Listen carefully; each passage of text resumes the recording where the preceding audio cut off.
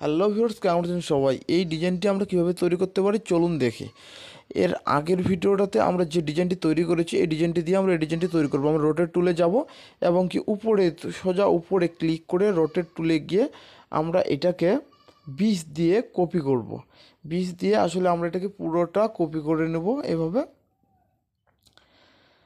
হ্যাঁ, এভাবে আমরা পুরোটা কপি করে নিব যতক্ষণ পর্যন্ত আমাদের এটা রাউন্ড হয়ে আসে। আমরা দেখি, একটু কপি করে নেই। ফাইলটি একটু ভারী হয়ে যাচ্ছে, বিধা একটু স্লো কাজ করতেছে।